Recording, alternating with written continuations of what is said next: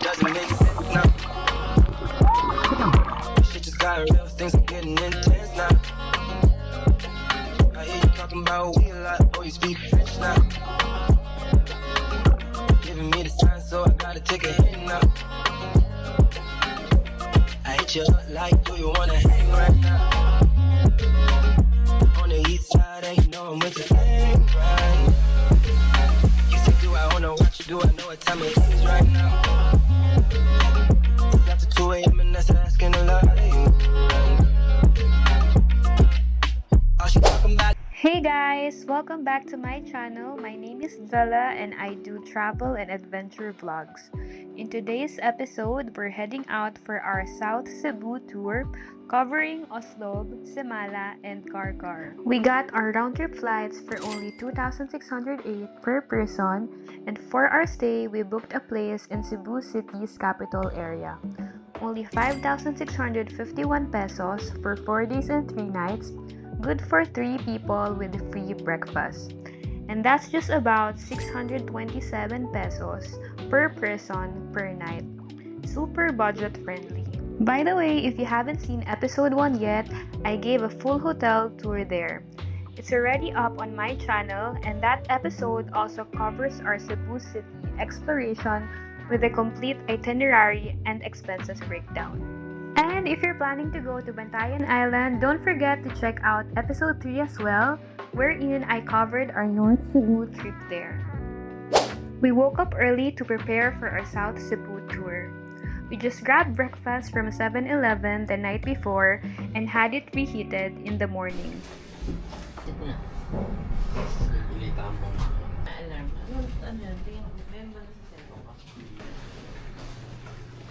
Po, may microwave po kayo. Tatlo lang yun. Hindi po kasi kami abot sa breakfast niya. Ano yan? Microwavable po. Thank you.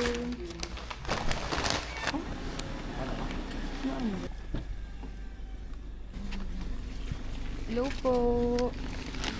Good morning po. Anyway, there are a couple of ways to do this trip.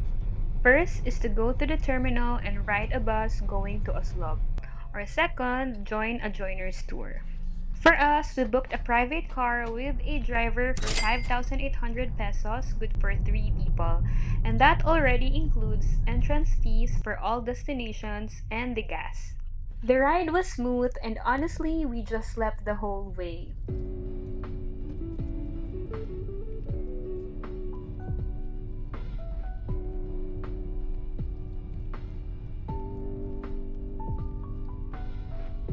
Our first stop was the famous whale shark watching. If you're doing this on your own, you'll need to line up for a number, pay, and then attend the orientation about the do's and don'ts while swimming with the whale sharks. But since we were on a private tour, our guide queued up for us and it was so convenient. Away from the whale sharks and 5 meters away if you're going to use flippers. W100. Please proceed to life jacket area for boarding.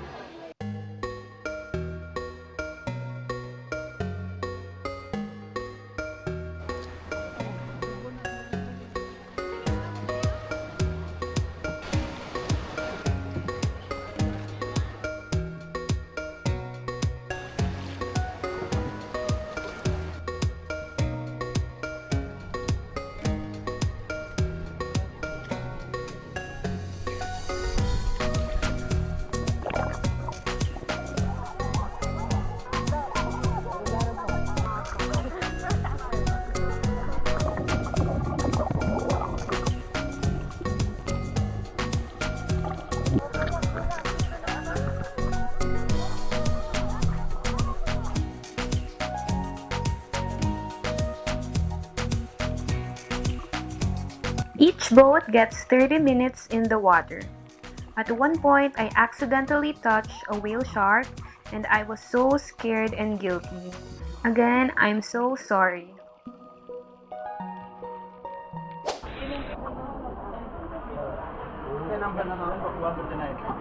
After that, we grabbed a quick brunch.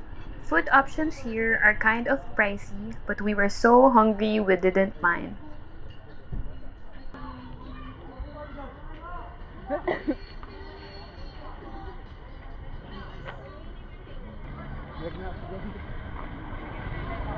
Ano ba yan? Yung tao. Nabangganan. Yung wire po, sumabit sa truck. Sa tao. Ay, yung truck, sumabit sa wire.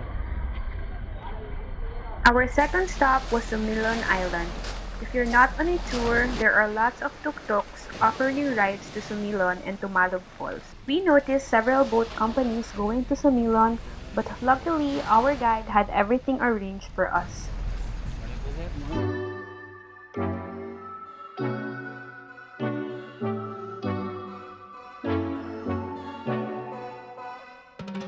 We took a boat ride and wow, the waves were pretty big that day.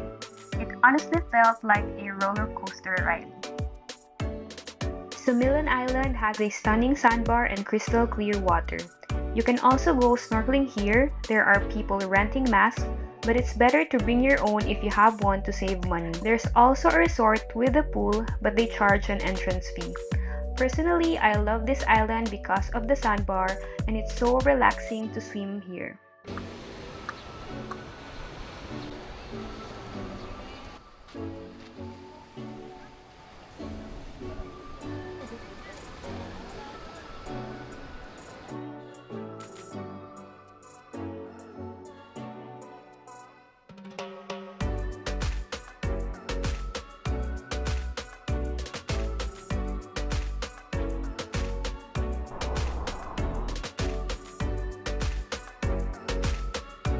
After the boat ride, we grabbed some snacks before heading to Tumalog Falls.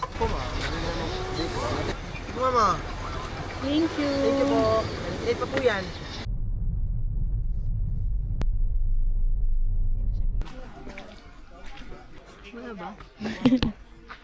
Before reaching the falls, you'll need to ride a tuk-tuk, which costs around 20 pesos to 50 pesos per way.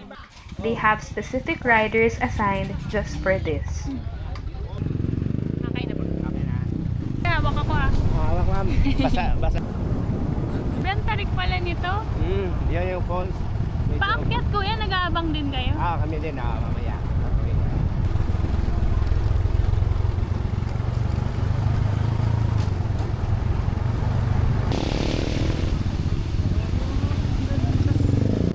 The moment you arrive, you can already see the majestic falls, and this became my favorite spot of the whole tour. Honestly, this is the most beautiful waterfall I've ever seen in my life. You can swim here, enjoy a natural fish spa, and even get amazing photos or human drone shots taken by the guides.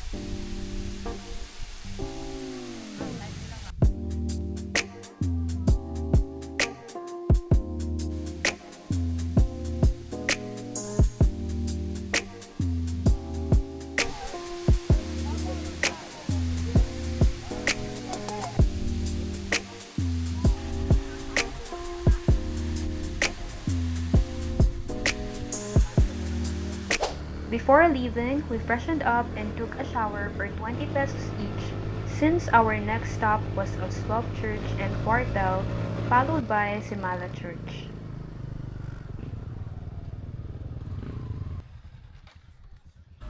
Before leaving Oslob, we dropped by the Quartel and the Oslob Church.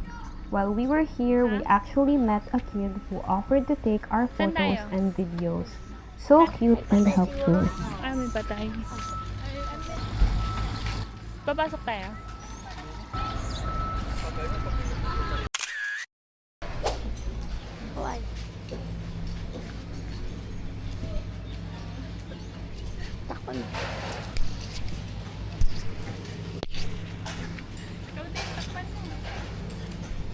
We also grabbed some merienda since our next stop was more than an hour away.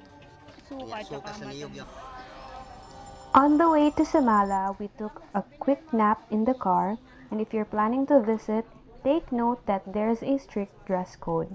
Don't worry because there are cover-ups available for rent just for 20 pesos each, so you can still enter.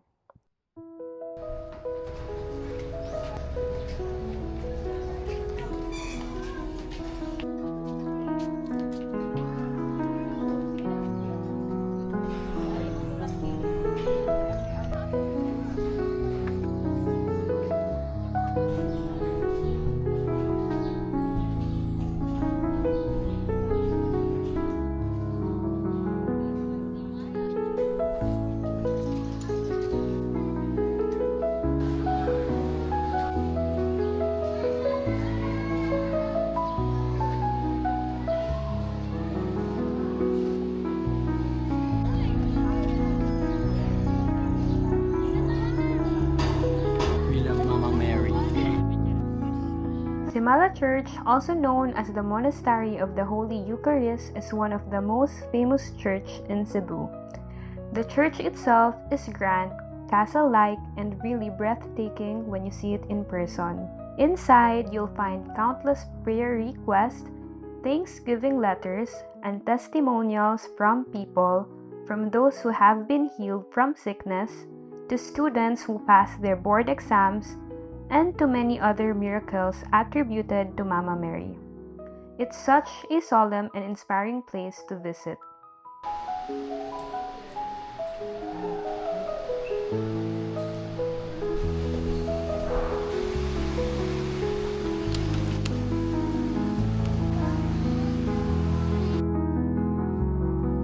For our last stop, we dropped by the Pasalubong Center and had some lechon in Carcar. Their lechon here is so good, definitely a must-visit spot before leaving South Cebu. To end this vlog, I'll be sharing with you our expenses for this day. Feel free to use this as a guide for your own South Cebu trip. Thank you so much for watching and see you on my next one. Bye!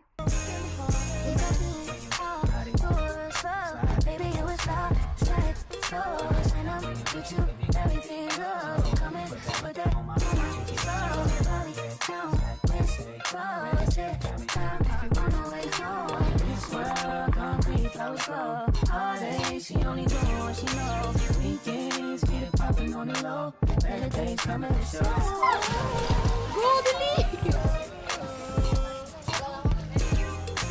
If it was up to me, I wouldn't give it nobody no sympathy. I take away the pain, I give you everything. I just wanna see you when you wanna see this work. I mean, I trust you, I tell you, I won't waste your time, I turn it up. Just so I can turn you on, I'ma make you say it loud. I'm not even tripping, I won't stress you out. I might even settle down for you, I'ma show you I'm a pro. I'ma take my time and turn it up, just so I can turn you on, baby. Weekends, get poppin' on the low. Better days coming for sure.